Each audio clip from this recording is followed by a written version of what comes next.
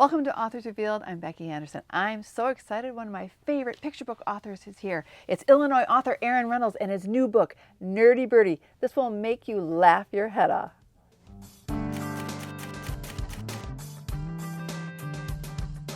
Well, Aaron, it is so good to see you. You too, Becky. And you know what? You are a hero to, I don't know, that 4-year-old, 5-year-old, 6-year-old, so many kids that are young. But you are a hero to a lot of parents and educators too. Well, I'm thrilled that I get to write books for a living. I'm just jazzed to be here. But it's books that entertain adults as well as kids, and it brings out the kid in us.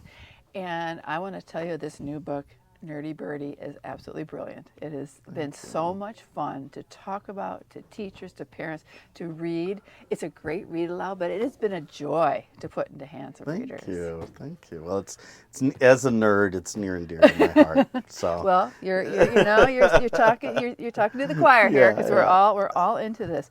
So it's been out about 3 weeks. Mm-hmm. So how does it feel to have this one out in the world, and what are you hearing from your fans, that 4 to 8 crowd, you know? Yeah, well, I've been eagerly awaiting the release of this one. Yeah.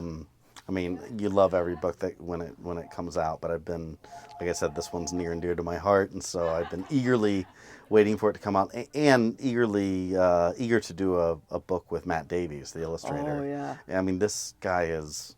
I wake up sometimes and I'm like, how do I get paired with these guys? He's a Pulitzer Prize winning political cartoonist. It's craziness. Yeah. And he So, still does stuff. You'll always see his he's stuff. in Newsweek and Time magazine. Yeah. So it's just every book is exciting, but this one has been very Well, he has exciting. stuff in the New Yorker, so you'll see. Yes. I mean, he's big cheese. He's big stuff. I think he probably had a really good time with this. Yeah, he has. So the reaction has been great. Yeah. And it's been a thrill to get it out there, and I hear it's getting snapped up, and kids are excited about it. Oh my gosh! And it's already, the first print run's gone. That's what I heard. Yeah. That's fantastic, but not good for those of us who need it. I know. You know? I know. It's like yay, but ooh. Yeah. Yeah. So where did the seed, or I guess I should say bird seed, for this one start to grow?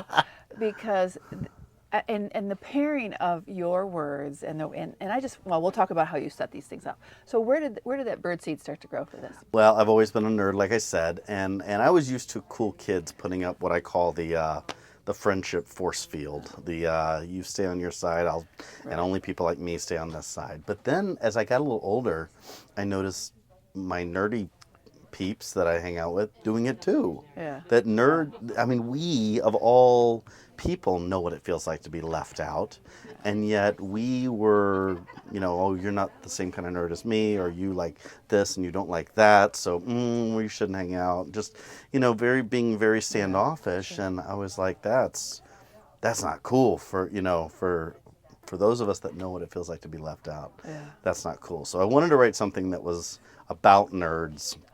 And to me, the nugget was not just, there's this nerdy birdie and he has no friends and he finds his crew and the end, but that it's about, once you find your crew, do you still have your eyes open when there's that other bird on the outside? Exactly. Yeah. So there are a lot of themes to this one. So besides, it's on several levels here. It entertains you. It entertains an adult as well as a child on a different level, but you're still laughing at sort of the same thing. But also there's those themes. So when you do school events, I'm sure there's a lot of things to talk about when you finish doing this book, or reading it out loud. So, it's about acceptance. It's about what is really cool and what's not cool. Yeah. And it's all those things about friendship. And when someone from the outside, it's just accepting somebody, there's always room for one more, as you say in the book. And you don't have to like the same stuff to really like each other. Yeah. Yeah. So far, have you gotten some good discussion going with kids when you do some elementary school? It's pretty fun because my school visits are high energy and very interactive and very, I want to have fun too. So they're designed to be fun. Right. But it's been fun to kind of, and this one has fun in it, but the Nerdy Birdie presentation, it's cool to see those kids soften. We're having fun, but then we take a turn and we start talking about what it feels like to be left out, and I see the resonance in their faces, and when we read it and they see Vulture as by herself there, and you hear them, oh, I mean, it's fun to not just all be yuck yuck having a great time, but Right, to see sure. that tenderness and that Yeah, that right. poignancy kick in for them, that even at kindergarten, first, second, third grade, they can They tap can get into it. those Yeah. emotions, and that's what I want to tap Yeah, into. well, and this book so does that. But what I loved about it, okay, you have Nerdy Birdie, he has big glasses, Yes. so, and he loves to read, and he loves Yes. to play video games, and Yes. especially World of Wormcraft. I Yes. love all the play on words that you always put in your books. It's so great. But then there's a comparison of Eagle, with abs of steel, Yes. and then Cardinal with the the whole thing and the beautiful color red, and then Robin, who never uses his feet to get a worm, all these things. But those three characters and comparing them, and they would never accept a nerdy bird. Yeah. Yeah.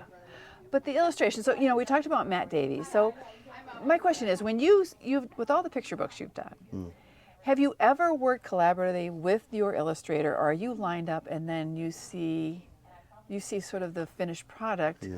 and there's not a lot of collaboration in the process? How does that all work? Kids are blown away to hear when I tell them that in most cases I've never even met my illustrators. Matt and I have never met. Oh, wow. Peter Brown and I, who did Creepy Carrots, of Yeah. course, we have met, but after the fact, never Okay. collaboratively on Okay. the book. Okay. So I have never collaborated directly with any of my illustrators. Wow. So the book gets accepted by the publisher, and early on in my career, they would say, well, here's who's illustrating it, and, oh, you have thoughts? Oh, I don't care. And, I got who I got, and I was always Right, very fortunate right. and got great people. But, and these days, it's a little different, where my publisher and I will have a dialogue, and they'll say, Yeah.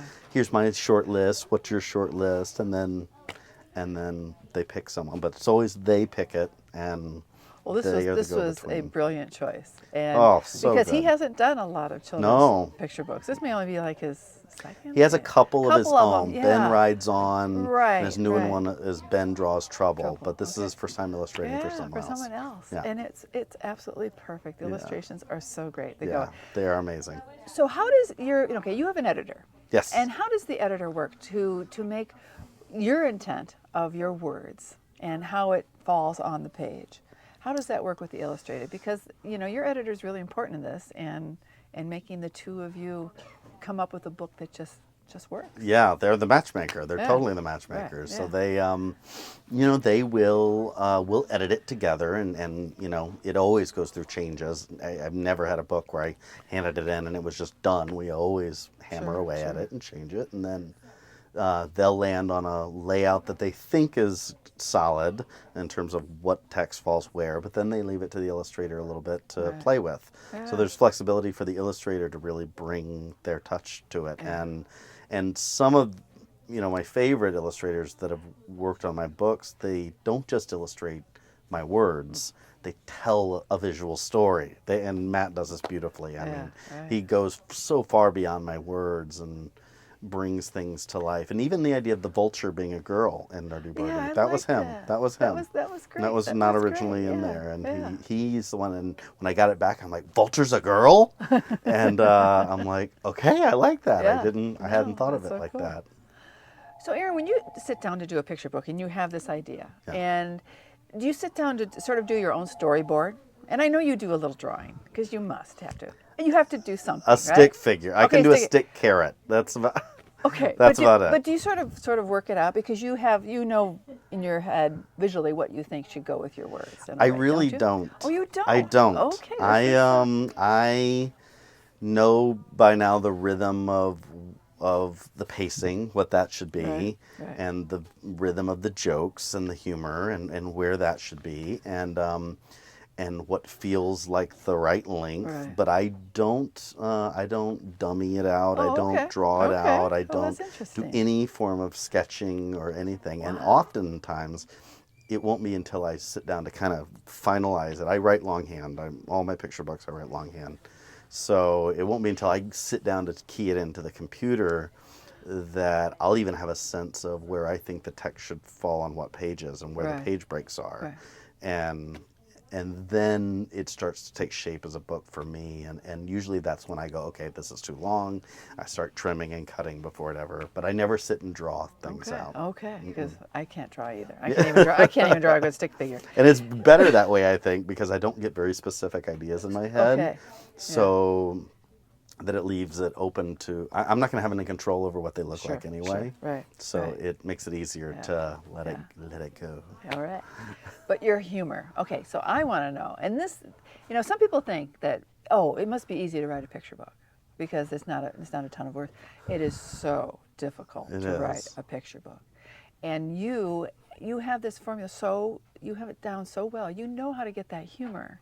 Because those books that you want read over to you again and again as a child, and you don't mind as an adult, have always been for me the ones that have that humor. And you do that so brilliantly. So I want to know, how hard is it? Because it is not easy. And how do you do that? I don't know. All right, display that. Okay. I'd love to say there's some magical Yeah. technique, but truly I want to appeal to the adults reading the book. So I write what's funny to me. Right. I'm really, really immature, so that helps me be funny to the kids. And I want to write the kind of picture books. A lot of parents, they'll get to their kid will get fifth grade, and they'll be like, oh, my kid should be reading Harry Potter. They're too big for picture books. Or kids will be like, I'm too big for picture books. And I want to write the kind of books that I didn't really start reading ever until fifth grade. And when I started with picture books. Oh, yeah. I Okay. never read Dr. Seuss before fifth grade. And Okay. then when I discovered books, I got it. Every Dr. Seuss. I want fifth graders to realize that picture books have nothing to do with babyish or not babyish, young or old, but that there's stuff for them there in them. And I want them to hopefully grab mine and go, this guy gets me. This guy gets what tickles me. And Right, So- right. And I think, picture books, we always talk about when we talk to parents and educators, and even for our own kids, we want to read picture books to, I don't care how old you Yes. are. And using picture books into middle school or into high school, you can never be too old for a picture book. I agree. So when you hear parents who think, oh, they need to go past picture books and Yeah. get into early chapter books, it's such a huge mistake. it is. It is such a huge It is. mistake. It is. Yeah. I really, and even from an art standpoint, I really do believe that the best artists in the world today are creating picture books. They're Oh, creating kids' books. right. I really feel like if Van Gogh was alive today, of all the things he could do, he'd make picture books. Yeah. Oh, wow, that'd be so cool. Right? Right. Yeah. So, yeah. yeah. Without so, that ear, too. That'd yeah. be okay. Right. Okay. So, what is the biggest challenge when you sit down to do a picture book for you? I'm really good at coming up with ideas. I have more ideas than I'll ever write in 10 lifetimes. It's hard to write a story that has a beginning and a middle and an end. As mundane right. and Sure. elementary as that is, that's hard. It's hard to find that arc. And then I think that's what a lot of new picture book writers struggle with is they have an idea and it's cute and it's and then nothing happens. And Right, stuff has right. to happen in those 32 little pages and those 500 words or less. Right. Stuff has to happen, and that's hard. That's what makes picture books so hard. Yeah. That's as fundamental as that is. That's the hard part is Sure. creating a strong story out of my nugget of an idea. Right. Right. And there's a lot of authors hating you right now that you have more ideas than you can do in a lifetime.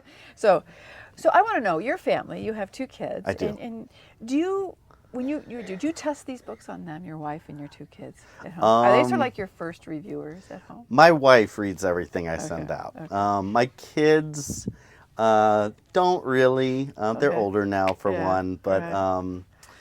they're when they were younger, I never worried about that because they're going to love it just because they love me. Yeah. So I never felt like I would get an accurate read off that. I Yeah. had to kind of trust my own inner immature child, and my wife is a great just sounding board for me. She'll read something and go, "This isn't funny," or "This doesn't read. I know what you're trying to say. It doesn't read." Right, right. So she just helps keep me balanced good. and humble. Okay. And yeah. It's nice to have that at home, isn't Yeah, it? With yeah. us, yeah. So, I want to know, that sweet spot. You talk about the different kids, and I know you've written graphic novels for older kids, but for the picture. But what do you think is that magic age when you can get kids giggling and they won't stop? My favorite is second grade. Second I grade. think Okay. they're young enough to be wide-eyed about it. They're not cynical yet. They don't think they're too cool for school, and so they're old enough to get some of the second layer of jokes, where they'll laugh at the same things that the adults are laughing in the room at. So Sure. yeah, I mean, second grade I would say is like the sweet Okay. spot. Okay. Yeah. Yeah, my mom taught second grade. Yeah. She misses those kids. Yeah, teaching they're second grade great. for a long They're time. great.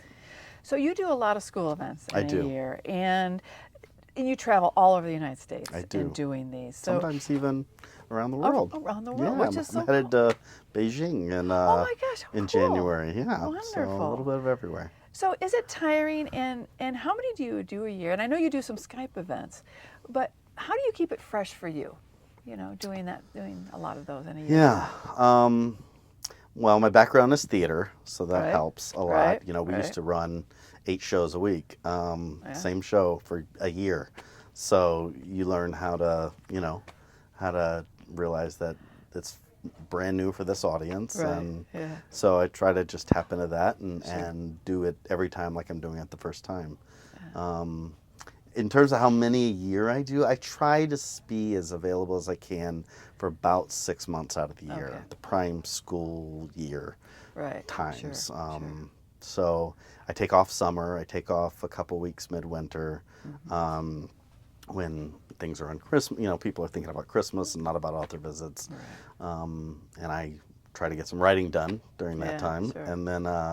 and then the other 6 months I try to just be as available as I can, because I really do want to be in schools. Yeah.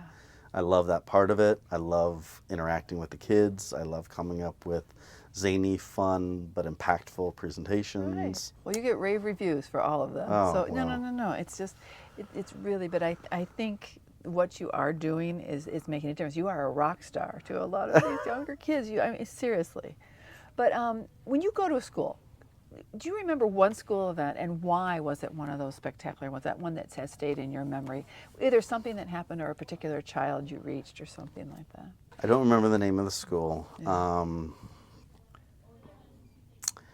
But there was this one boy, and I don't remember his name, but it was a school visit, and I was doing my Creepy Carrots presentation and talking about how I was a kid who hated books, and how it wasn't until 5th grade that my 5th grade teacher read aloud to us. And I had never heard books read aloud before then. My parents never read books to us out loud. They weren't evil or horrible, they just didn't read books. So and so I was telling that story, and then I would read Creepy Carrots, and he came up to me and he said, "I want to read books now. I want to read books." And I kept in touch with the librarian, and she would say he would never come to. I couldn't get a book in his hand. I couldn't do anything. And he started with yours, and he would read every single Aaron Reynolds book I had, and now he's reading everything. Right. See?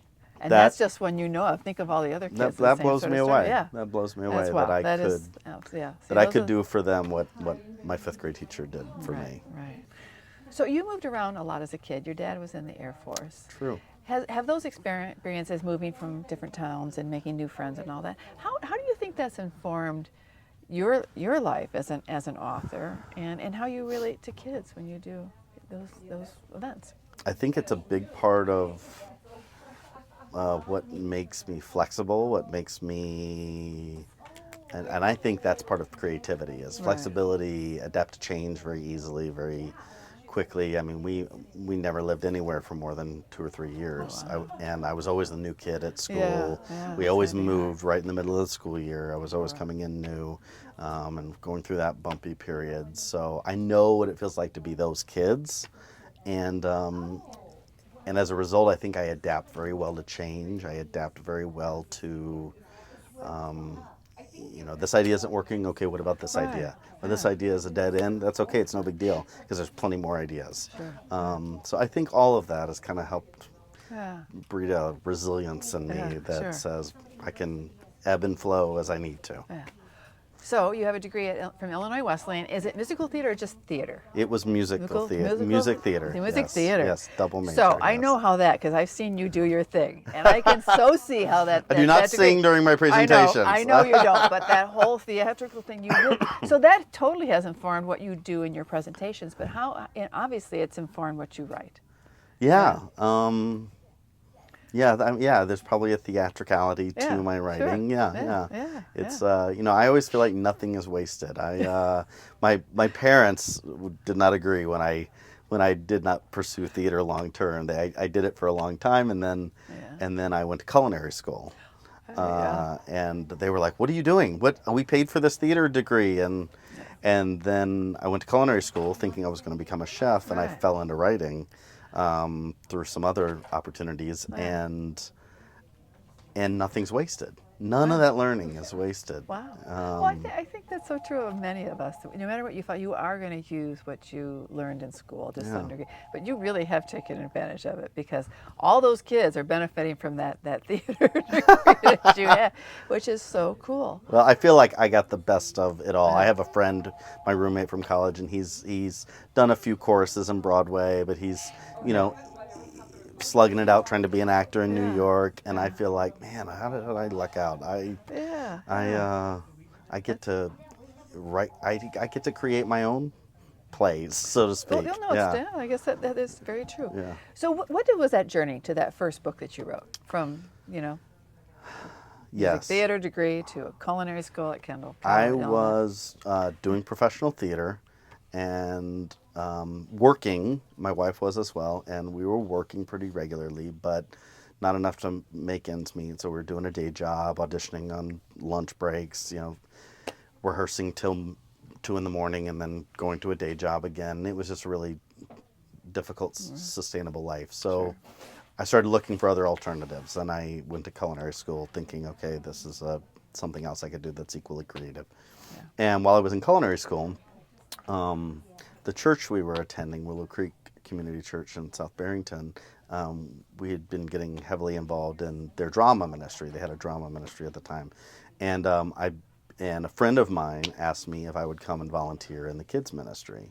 I had never done anything with kids. I didn't know anything about that's so kids. interesting. Yeah. So I Okay. came in and I Yeah. played my shepherd or whatever. Yeah. And this is a ministry that, their bar of excellence is Sure, really right. high. They rehearse and memorize. And so she said, if you want to do more, we're here. And I'm like, I want more of this. This is great. And so I began acting with them, but also doing some writing of Right. plays and things for kids Sure, that would teach a lesson, but that would be funny and relevant and entertaining. And so that led me to a job there that eventually led me to saying, I'm going to try my hand at writing a kid's book. Okay. All right. Yeah. Okay. So you've won a lot of recognitions for your books, but winning the Caldecott honor for Creepy Carrots with Peter Brown, what was that like? Yeah. It was not even on my radar. To be honest, Yeah. I didn't even realize it was Caldecott Day. I just wasn't even thinking about it. So I got an early call from my publisher, because they call the artist. They don't call us. Yeah. So then my publisher called me immediately and like, Creepy Carrots won the Caldecott honor. And I remember just I had to tuck my head between my knees. I'm like, that, what? How is that possible? How is that possible? So just utter disbelief and still can't believe it. That I remember as a fifth grader, when I first started looking at picture books, seeing those little silver medal, and never in my wildest dreams could I have imagined that one of my books would have that. We were rooting for you guys. We Thanks. knew it was going to be in there. We so knew it was going to be in there. So, these graphic novels you've written for older kids, have you thought about ever trying more chapter books or getting into early chapter books? I or have anything like I that? have written a couple, Yeah. and I'm just not happy with them yet. All right. So I don't want to put out anything that Okay. I don't look at and go, I'm happy with. Okay. And I feel like I know how to write graphic novels, and I know how to write picture books, and I'm going to keep pushing myself on chapter books and maybe some novels. Yeah. And when I get one that I really look at and go, I'm really happy with that, Okay. then I'll hand it in. That's one of the beautiful things about being an author is I can do work and no one ever has to see it if I don't feel like Right. it's ready. Yeah. But I can still get to practice and work. Sure. So one of your picture books is, you know, a lot of them they're fun. There's lots of humor in them, and they do have some more meat to them. But the one book, The Back of the Bus, are you planning on doing? Because that was such a beautiful book. We still sell you know in paperback of that so much. But are you planning anything like that? Because that was such a beautiful book with Floyd Cooper's illustration. Yeah, they were. You know, I mean, I didn't plan that one. Yeah, right. I felt I was thinking about Rosa Parks and Right, yeah. always inspired by her, and just knew it was a story that kids studied in school a lot, knew that they had heard it a billion times, but was just trying to brainstorm a different way of telling it, and so it kind of just very unexpectedly cropped up into my subconscious, and so. I don't know, but the beautiful thing about writing kids' books is you're not locked into That's one right. kind. It'll I don't have to come. just be the That's funny right. guy. I can do other stuff if I want to, if it sparks down the road. Okay. So what are you working on now, in addition to a tour now for Nerdy Birdie? So I have three new books coming out next year, Oh my gosh. including a new graphic novel series that I'm super excited about. I heard about that, so that's very Yes, cool. it's called K-Boy Dave, and it is being illustrated by a guy who has done stuff for the Adventure Time TV show. Oh, okay, cool. Phil McAndrew, so zany and crazy and like just fantastic. I'm really excited to see it finish up. So so that comes out next year. Okay.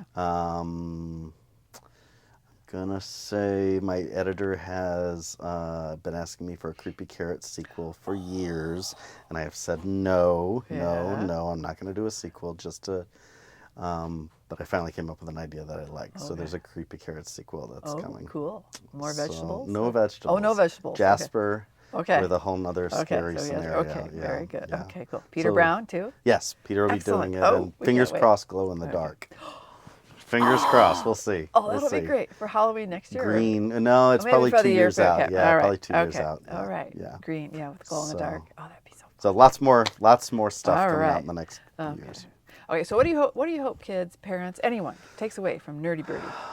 I hope kids will read it and will see the vulture in the room. Right. See the kid who no one is giving them the time of day because they're new or they're a little too chubby or they're just a little weird.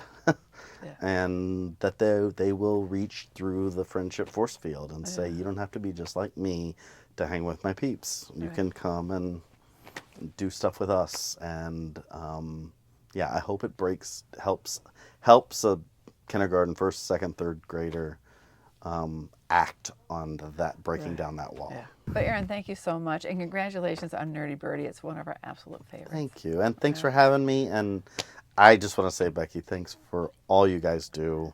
I mean, honestly, you guys do so much to get my books into kids' hands, into teachers' hands, and it's my joy to be able to send schools to you. Wow, but you make it so easy for us because these thanks. books are a joy to read and to share. Thank you. Great conversation with picture book author Aaron Reynolds. He's one of Illinois' own, and his new picture book called Nerdy Birdie. You got to pick up this one. Thanks for joining me on Authors Revealed.